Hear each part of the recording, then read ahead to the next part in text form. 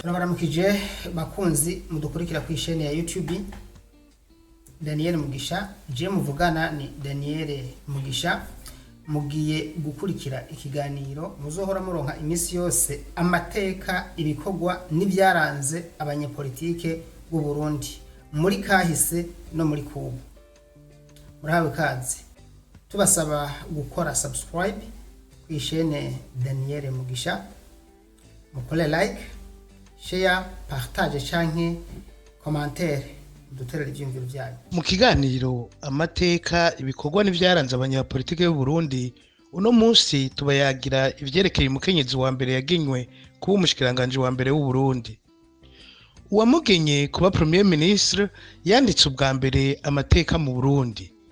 Ntivyari vyoroshe, bamwe mu bo kwa Prezida yamugenye ntibabitahuye kuko bamubona nk'umukeba, abo mu biwe nabo ntibabitahuye kuko bamubona nk'umuhemu.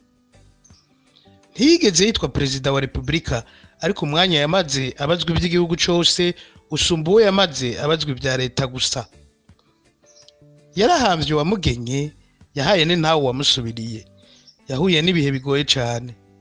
Uwo ni Ndega yemwe yajejwe ayo mabanga kuva ryari gushika ryari. Uwo si uwundi ni umushikiranganji wa mbere Umupfasoni Sylvie Kinigi. Yarongoye leta y'u Burundi kuva ku wa 10 Mukakaro 1993 gushika ku 7 Ruhuma 1994. Sylvie Kinigi yabaye umurundikazi wa mbere agenywe mu mabanga ahambaye nkayo. Nyuma y'amezi 3 gusa leta yiwe ishinzwe, Prezida Melchior Ndadaye yari yaramugenye yaragandaguwe, bituma leta risigara irongoye igihugu gushika himitswe Prezida Sylvestre Ntibantunganya muri Ruhuma 1994. Ni gutyo umushikiranganji wa mbere Kinigi ari we yarongoye ibirori vyo gushingura Prezida Ndadaye muri Kigarama 1993, be n'ivyo kwimuka Prezida Ntibantunganya muri Ruhuma 1994. Sylvie Kinigi ninde? Umupfasoni Sylvie Kinigi yavukiye Mugoyi muri komine Mugongomanga mu ntara ya Bujumbura.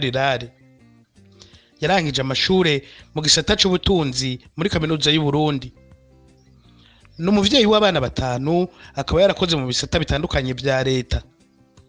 Mu mwaka w'1991 Sylvie Kinigi yaragenywe kuba umuhanuzi mukuru mu biro vy'umushikuranganji wa mbere, aho yarajejwe umugambi utoroshe muri ico gihe bita Programme d'ajustement structurel PAS.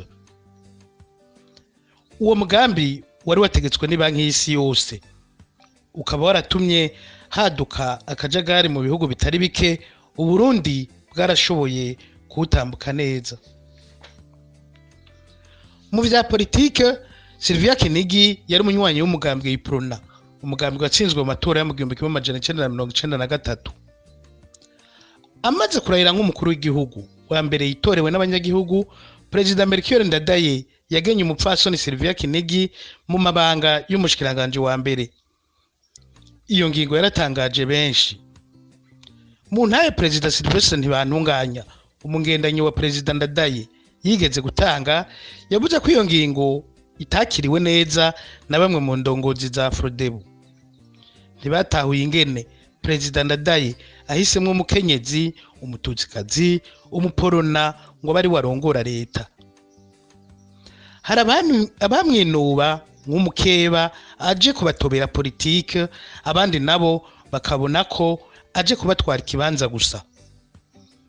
Ku rundi ruhande, abaporona ntibatahura ingene Sylvie Kinigi yemeye ayo mabanga kubera imyiyamamazo yari yabayemwo uguhangana gukomeye, mbere no gutukana bikajamwo. Kwemera kuja muri iyo leta wamengo no guhemukira abo muri kumwe.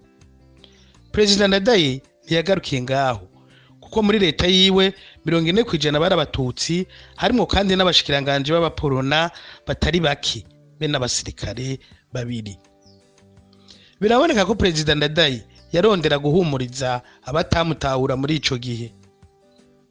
Aho tubibutse ko muri ico gihe atamasezerano yarusha yari bwajeho, nta na kimwe categeka Prezida Ndadaye gushiraho leta imeze gutyo.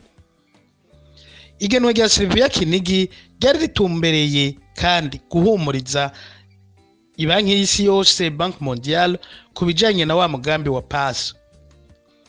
Umushikiranganji Sylvie Kinigi yarongoye leta mu bihe bitoroshe.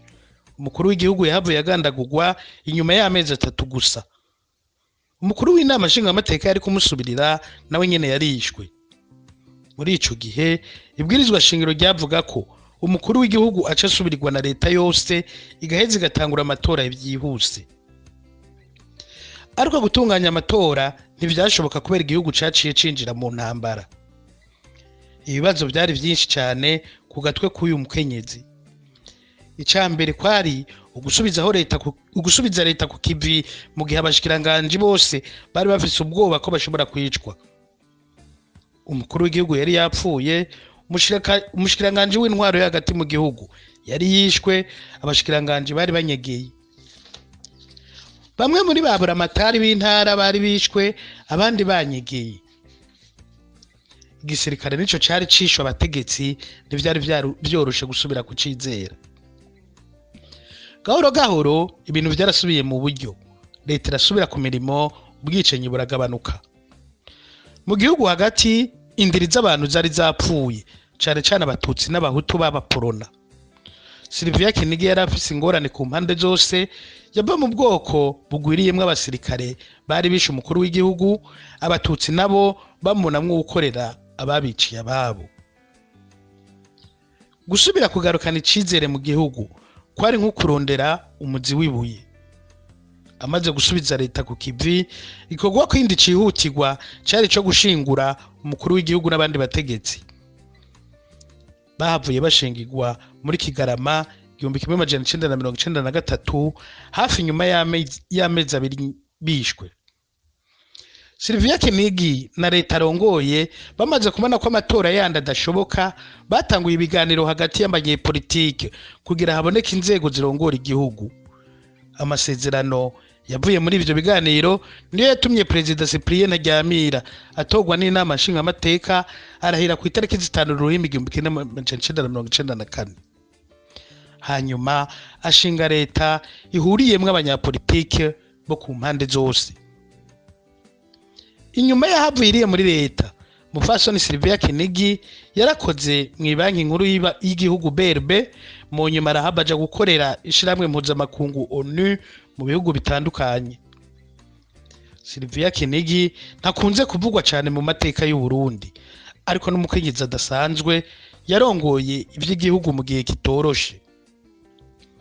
Iyo vyifatamwe nabi, ibintu vyari kuyangara kurusha ingorane twabonye.